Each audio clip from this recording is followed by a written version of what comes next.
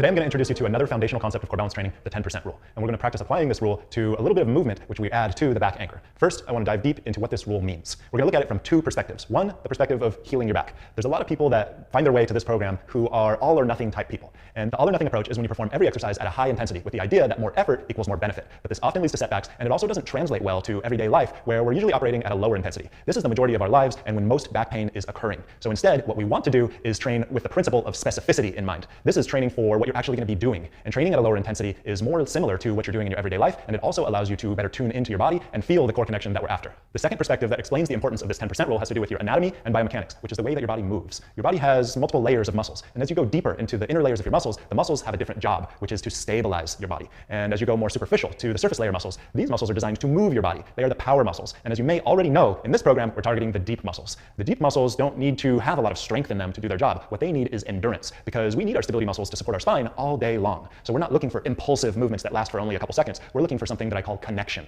Connection to these muscles so that we know that they are a little bit engaged to support our spine for long periods of time. And the problem that occurs with training at a high intensity for a lot of people is that these deep inner stability muscles can be completely shut off, and the power muscles, the ones that get all the glory, like your bicep, your quads, your glutes, these ones are doing all the work, and they are actually compensating. And that's why a lot of you might have chronic tension in certain muscle groups like your lower back muscles. These muscles are actually movement muscles, and they're not really designed to stabilize or just support. The muscles that are designed that way actually are much more broad, kind of like a back brace, a corset, and they're much better at hugging the spine, creating that squeeze that we need for stability. And when these muscles aren't doing their job, the surface muscles need to compensate. And chronic tension in muscles like your lower back and your hip flexors is exactly that. It's a compensation that your body is seeking stability because it doesn't have enough. And so the way to get these muscles to relax is to increase the activity of the muscles that are deep inside your spine. And these muscles train at a low intensity. It's the best way to activate them and tune into them and know that these deep muscles are participating in your movement. Because if you turn up your intensity too high, that's going to bring all the muscles to the party, and it's going to be hard to know if these tiny little deep muscles are participating in what you're doing. And that's the main purpose of core balance training, to become familiar with your deep core muscles so that you know they're active and supporting your spine in your everyday life. So how do we implement this 10% rule? The 10% number is a guideline for the amount of intensity that you want to have when doing these early exercises in the program, specifically the core anchor connections. So for this back anchor connection, instead of flexing and contracting your core at 100% or even 50%,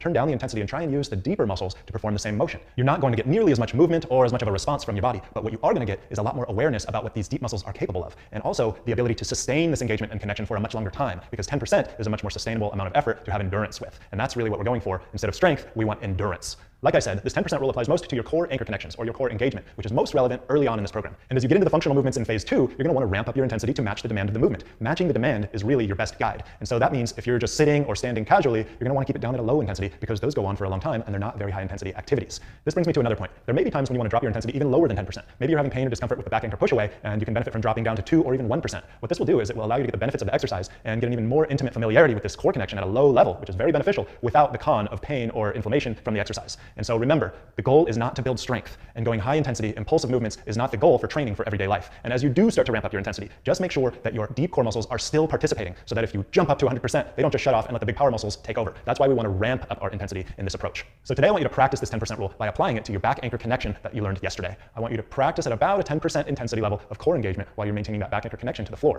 And then we're going to challenge that intensity by adding a little bit of movement to this exercise. You're going to march your legs just very gently, very lightly, and try and resist the urge to try and ramp up the intensity like a gym workout. We're just trying to challenge your ability to maintain control, maintain connection to your core muscles, and breathe throughout the duration of this exercise. So get down on the floor and connect to your core.